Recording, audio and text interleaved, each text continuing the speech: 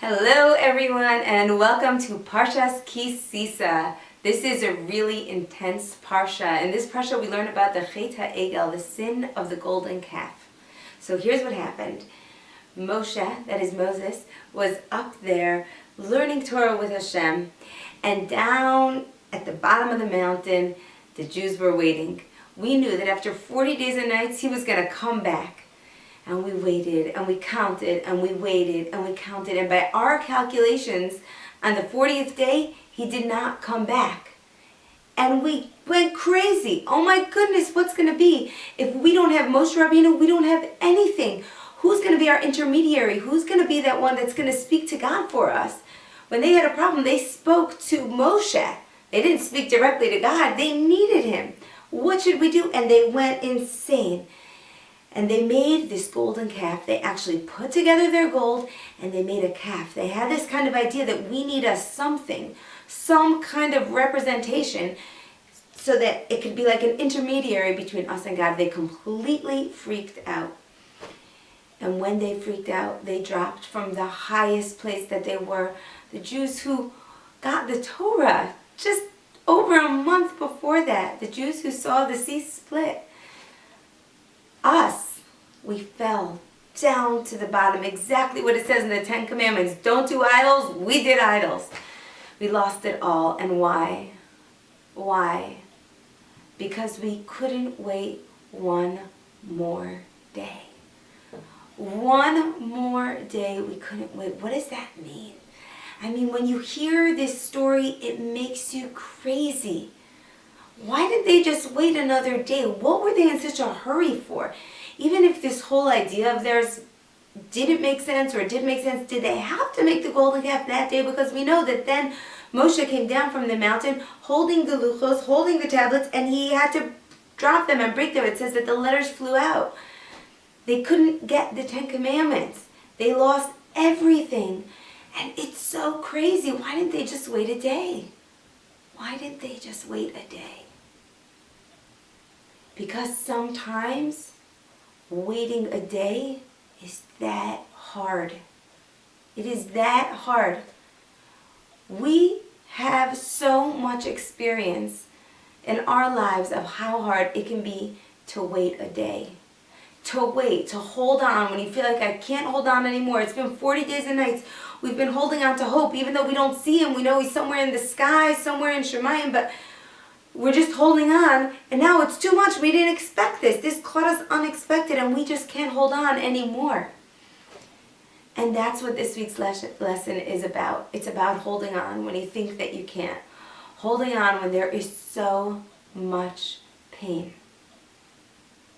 Anyone out there looking for a job? I know there is. I know there is. I know you're out there. And how hard is it? How hard is it to not have that job? And you look and you look and you resume and you don't resume and you give up and you have your good days and you have your bad days, and every day feels like 100 years while everyone else is going about their business being so productive, and you just feel like my life's a dead end. Like, when am I going to get a job, and how am I going to pay the bills, and who's going to feed the kids? And it's just so overwhelming, and you can despair. And I heard today from my friend Sephora Heller, who told me from a Rebbetzin, a Rit writer. She said, what does that mean when you feel like you're at a dead end? When you just can't anymore? Like, it's a dead end. I've tried everything. I've made phone calls. I've networked. I've done everything humanly possible, and that's it. This situation is just not changing. I'm done. What does that mean, she says? Such a great visual. She says, you've lost sight of the emes. Emes means truth. You've lost sight of the emes. And you've taken the aleph out. The aleph that stands for Hashem. When you take the aleph out of emes, what you land up with is mes. Dead. You feel dead inside. It's disconnection from Hashem.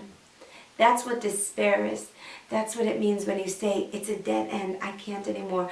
I'm never gonna find my soulmate. My bashert is not out there. I've dated every man on the planet, and he just doesn't exist.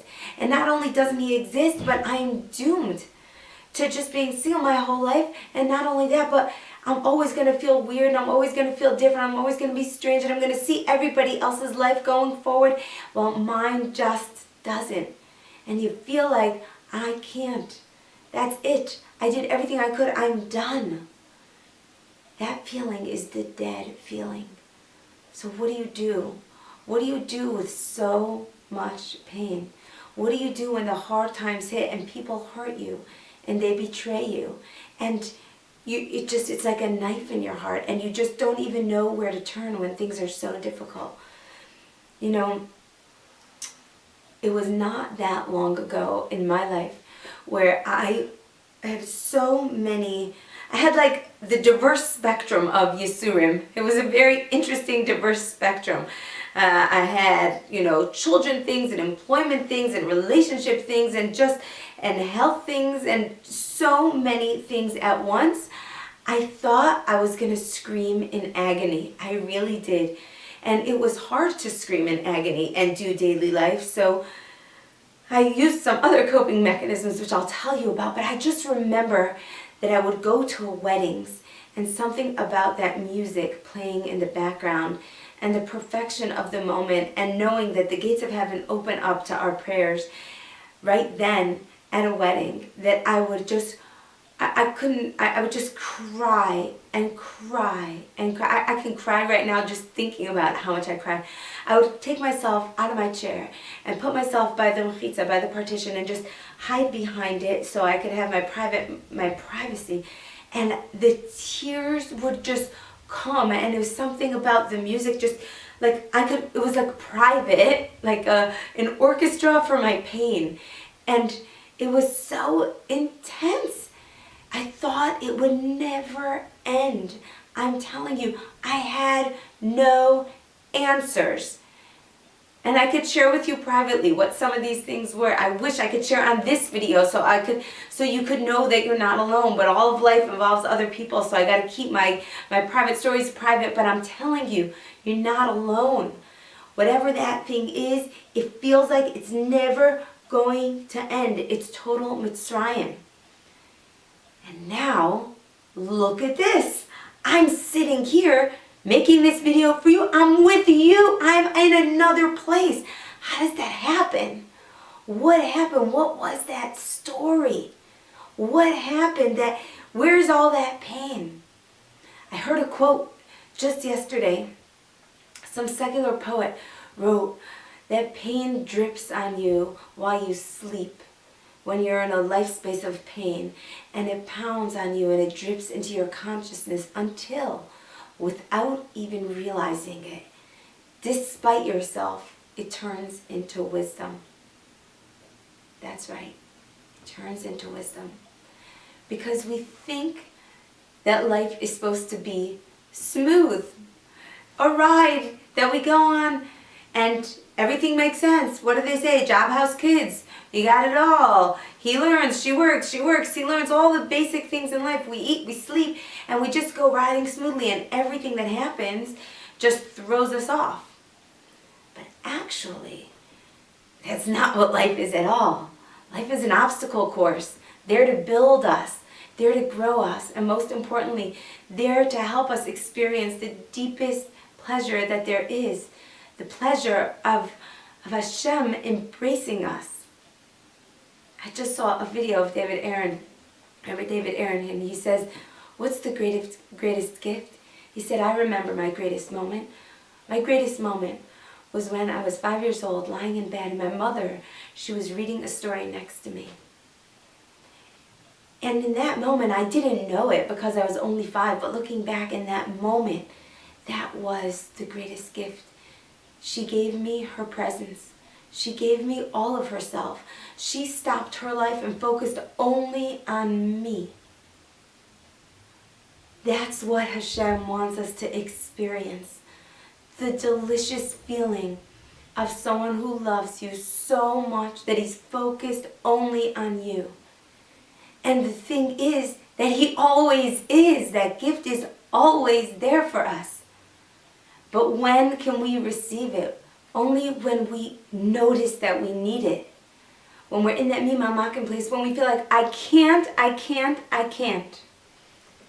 And it's in that place, in that dark place, that's where the Shekhinah is. It's born there. Haven't you heard everyone say we live in such dark times? The whole world is going crazy. Is there even one thing that's left that's sacred? Is anybody safe? This is such a dark time, and yet we also say in the same breath that Mashiach is coming, that we can already feel Mashiach. Why is this? Why right now when it's so dark? Who's looking around saying Mashiach? I mean, if you would just take with plain eyes, you would say, this is the worst time ever. There's no morality. There's nobody who's not in pain. Show me a person who doesn't have pain. And yet, in the same breath, Mashiach is being born. Redemption is coming right here. People are turning around and they're saying, Hashem, it's only you. I get it now. I get it now. I'm giving up control. I'm turning to you. I get it. And you can use any term you want. You can call this emunah. You can call this letting go. You can call this whatever you want. But it's happening. It's the lightness of the dawn before the sun rises and the world already becomes bright. It's here right now.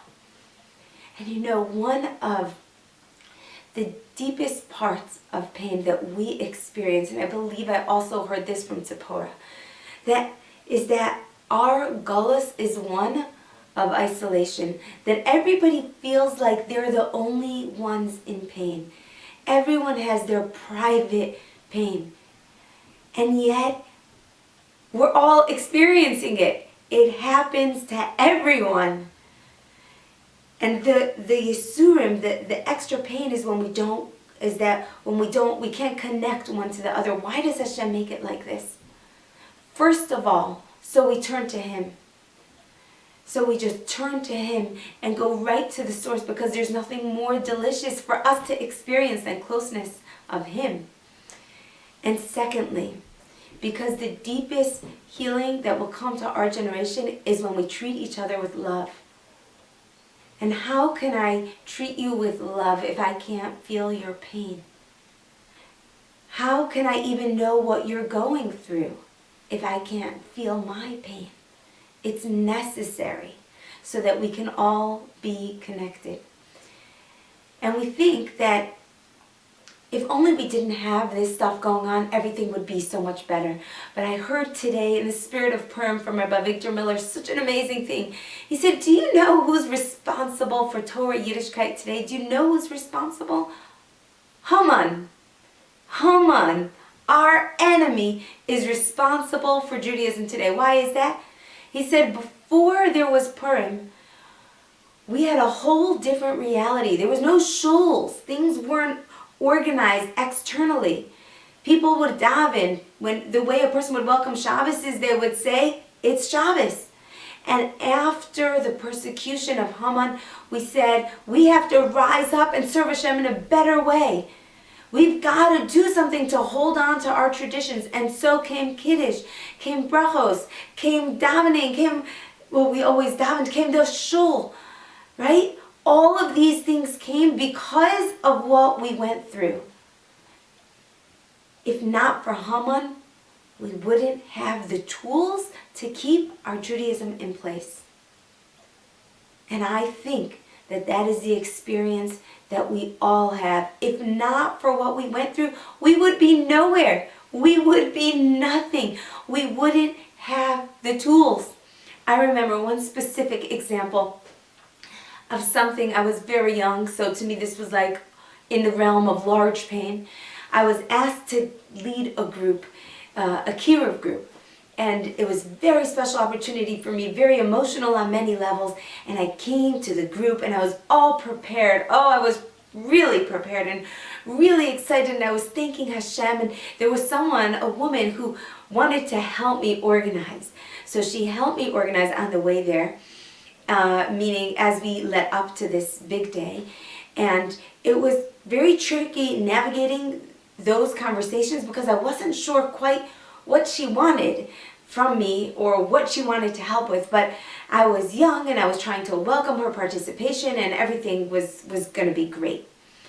And then came the time for the group.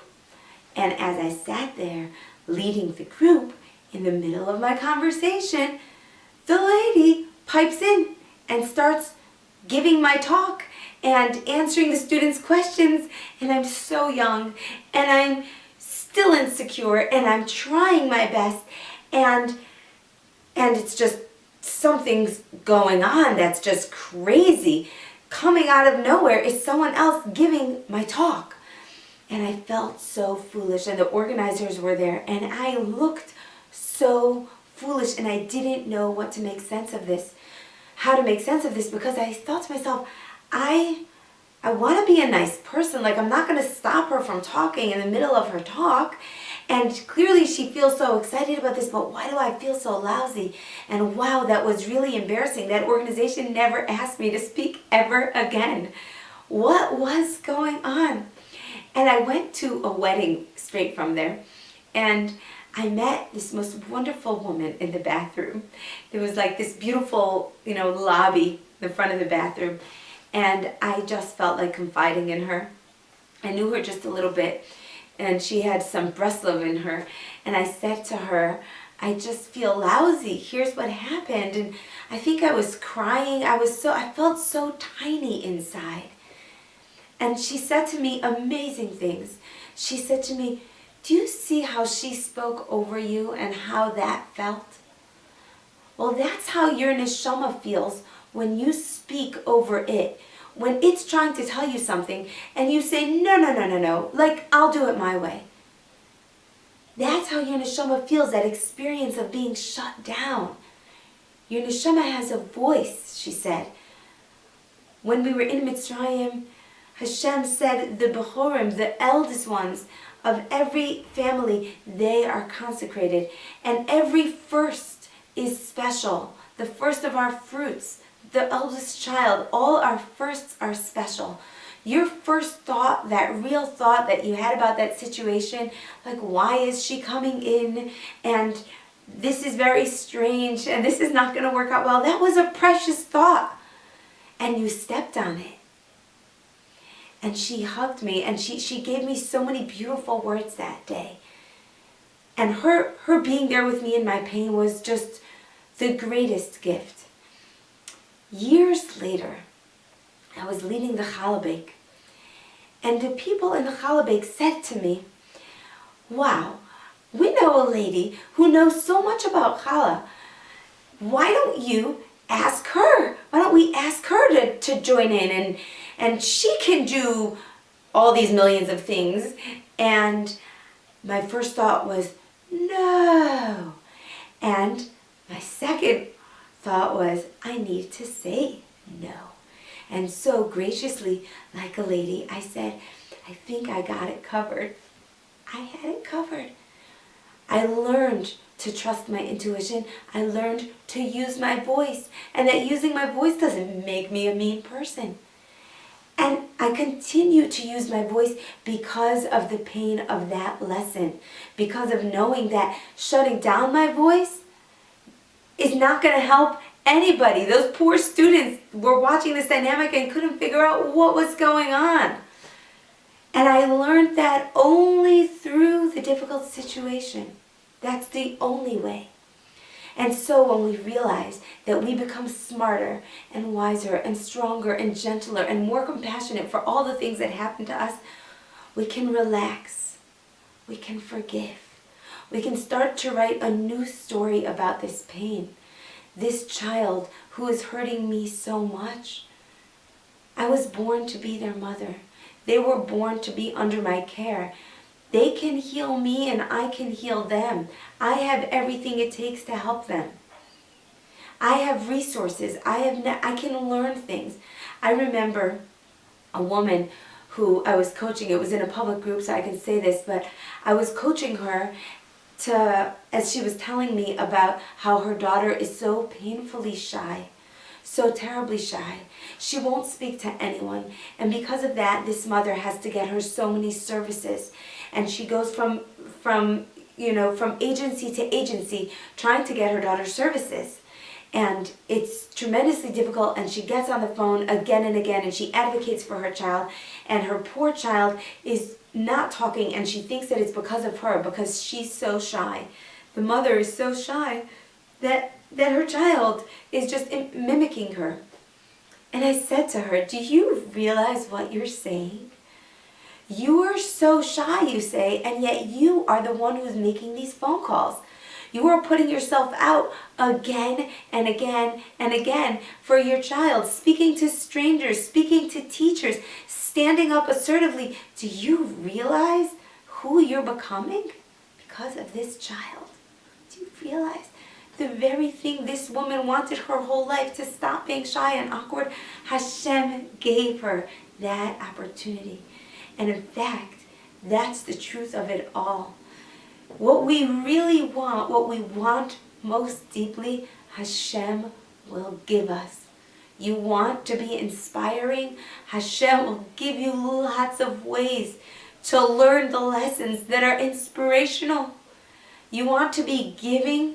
Hashem will make your heart soft by giving you many opportunities to give despite hardship, to give despite negativity. He will put you in those situations so that you can be the person you want to be in the deepest core of your essence. We chose this. We want this. And He wants us. One of the things that gives me the most chizuk, the most encouragement in my difficult times, is when I think about the idea that we are all Gilgulim. We are reincarnated. We have been here before. We have made mistakes and chosen to come back to fix them, to rectify them. Hashem is so kind. He gives us a do-over. He says, come back. Come back. I'm going to do this for you again. I'm going to set it all up again. I want you to succeed, okay? I know you want to succeed. I know your neshama feels bad that you didn't do it on the last lifetime. I know you want this opportunity to come closer to me. I'm going to set it all up for you. I'm going to make this beautiful obstacle course. And wow, it's going to be hard. But it's exactly what you want. And this person that comes into your life, this person that you caused pain in another life, now you get to give to them. And this person who for some reason is like making you crazy, causing you trouble, causing you business troubles, maybe you caused them trouble in another lifetime. And this is how you're fixing it. And so all of these troubles become blessings. Blessings in the growth that we get from them, in the presence of Hashem that we feel through them, and blessings because in the big picture of eternity, this is a little slice of 70 to 120 years that we get to do over. We're doing it over. And wow, it's not easy. And that's why Hashem gave us each other. He gave us Klal Yisrael. He gave us a family, that we are there for each other. I remember when I was going through a particularly hard time, I remember sitting in the car with my husband, and our rabbi called us. Now, our rabbi is a very busy man. You can only call his office line. Can't call him at home. Can't call him on his cell. And then he will return your call. He is a very busy man. But he knew that we were going through Mamish Gehenim, the hardest times ever. And 12 o'clock at night, he called us. And he gave us words of chizuk. And we had made there was like a little update in our situation. And he said to us such comforting words. He said, remember that there are 4 Lashonos of Geula, 4 terms of redemption. V'hotzesi, v'hitzalti, v'ga'alti, v'lakachti. I took them out, and I saved them, and I redeemed them, and I took them towards me. He said, you're only at the beginning. I understand that. Give yourself time. You want to clap and cheer and say, we're at the end. Look, this change got made, but I'm holding this space with you, and you hold this space for yourself. That Geula, redemption, is a process. It's not overnight. It's not overnight for any of us. But in this process, we have a chance to grow into what redemption truly is. We ourselves are redeemed. Our darkness actually turns to light. Our midos that needed refining, they get polished, they get refined. If we had the redemption the next day, Wow, this is so difficult. I lost my job. Wow, I found a new one. Where's the growth? Where do we become who we're meant to be? And we see this from our avos, Avraham, Yitzchak, and Yaakov, Abraham, Isaac, and Jacob. Think about their lives. They did not have children. They had children who left them. They had children who went off the derech. They had children who fought.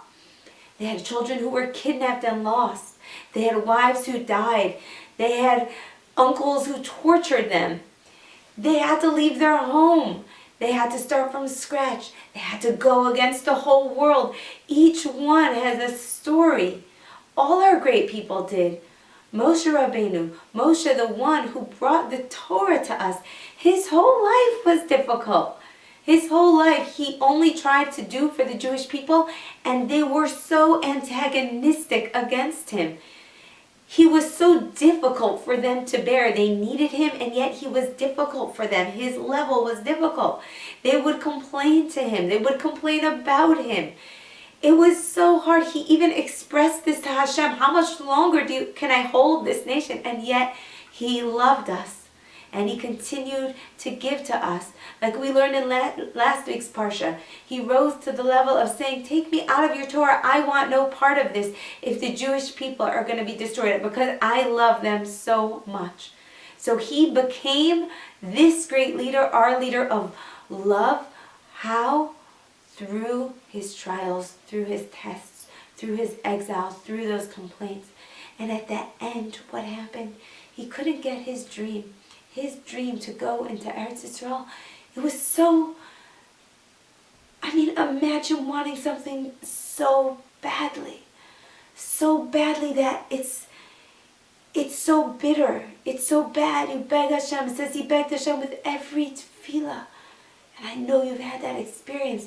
Something that you want so badly, and you daven, and you cry, and you ask, and you ask. And Hashem told our greatest leader, please stop asking, because then I'll have to say yes. Please stop.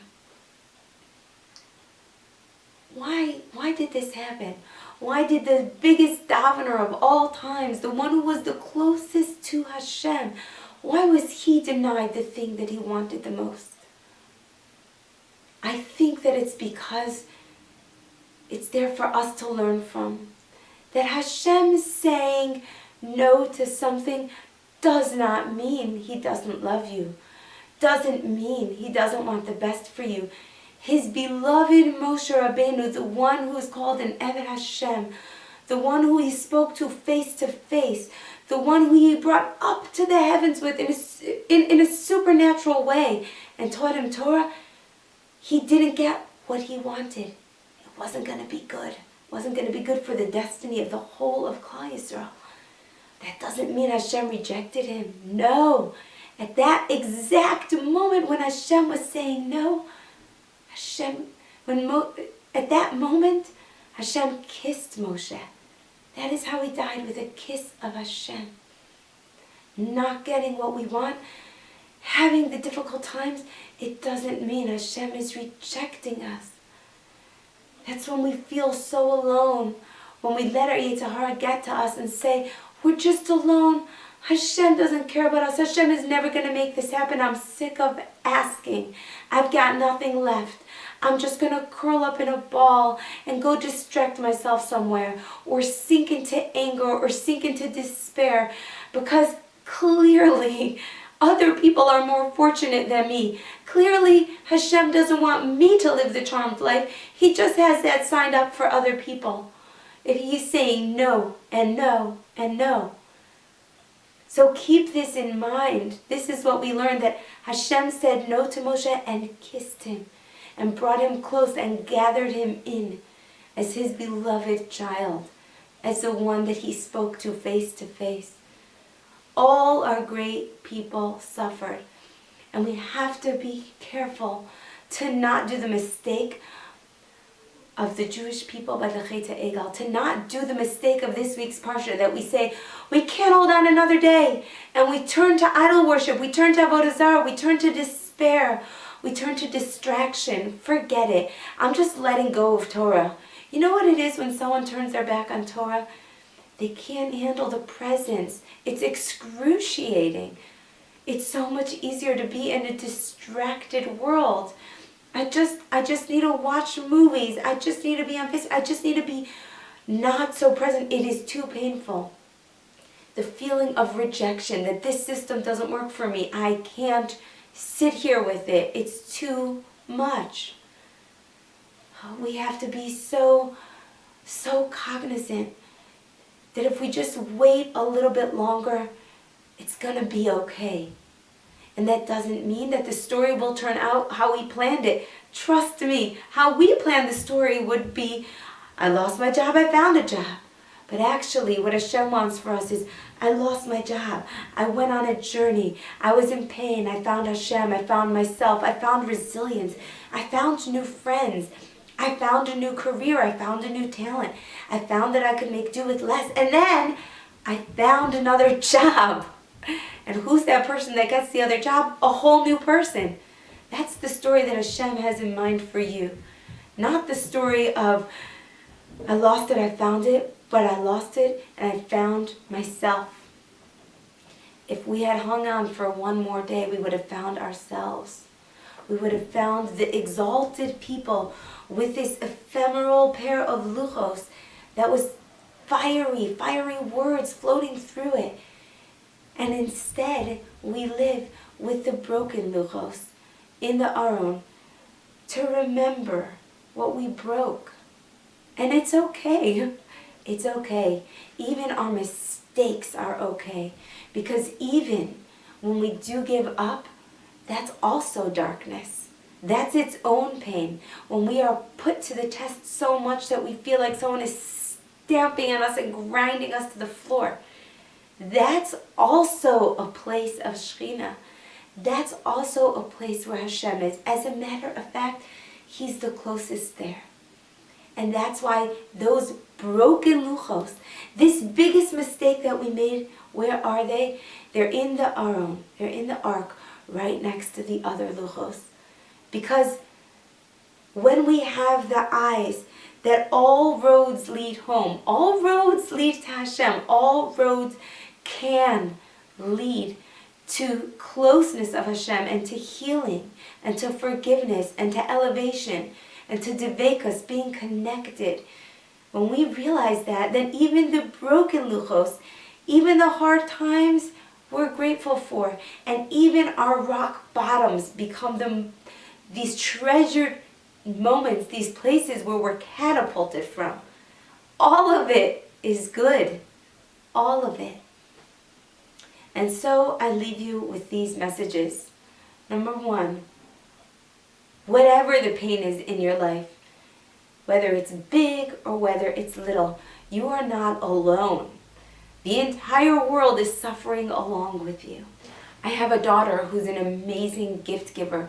She just goes to the dollar store sometimes and gets a little flower, a little treasure box, and gives these gifts. In school, she would leave them in the lockers of girls who were struggling.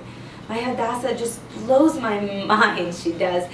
In her quiet way, she's walking around the world giving little gifts of comfort.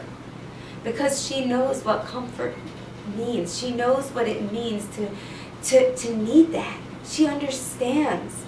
And if we could only understand how our tiniest gestures can do so much for another person, we would do more. I learned from her. I'm a terrible gift giver. I'm like, who wants this plastic flower? You know who wants a plastic flower? Everybody. Everybody wants to know that they're seen, and that their pain is seen, and that their life is seen. And the little note with it, guaranteed they will save that in a drawer for decades. Guaranteed it will be precious to them. And number three is dare to rewrite the story. Whatever situation you're in, it can just feel like villain and victim, perpetrator and victim, life and me. Life is against me. Be willing to rewrite your story. From maybe you can create a story where you're a Gilgal and figure out what happened in your past life. Just for make-believe, just to imagine, just to broaden your perspective and try to understand what Hashem has in mind. Make a list of all the qualities you've gotten because of this pain. You know, becoming emotional and being in touch with your feelings, that's a wonderful quality. Learning how to be an advocate for a child, that's a wonderful quality. Learning how to network if you need a job, that's a wonderful quality. So many gifts we are given through our pain. Make a list of those gifts. Those gifts will last a lifetime. The situation you're in will probably not. It will probably change. I remember, I think it was Ezriela Jaffe wrote such a funny line as we were on this group talking about preparing for Pesach. She says, ladies, I guarantee none of us are going to show up at the Seder table with a loaf of bread on it. So we can all relax. That's the idea. Like, somehow things will shift. And number 4, don't wait for them to shift. Hold in your heart 2 things at once. On one hand, you're in process. You're walking through the fire. There is no other way to get polished up. You literally have to walk through the fire to have that experience. And at that same exact moment, you've got to pull out your ratzon, your fight, your will to live. You've got to, that's what keeps your feet walking instead of just standing there in the fire getting burned. It's pulling out your fight in you so that you make those moves, so that you dream of a better life, so that you dream of healing, emotional healing, physical healing, so that you dare to dream that there could be something better and a better situation, and you take the steps and you don't let it get you down.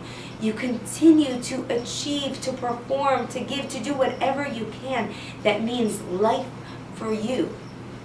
Because we're not meant to be passive in this process. Hashem is holding our hand. It's our hand that He's holding. We're in this together. He wants us to grow, and that doesn't happen in our sleep, even though the poet said it did. It happens when we're fully alive and awake to the experience. I thank you, everyone, for being here today.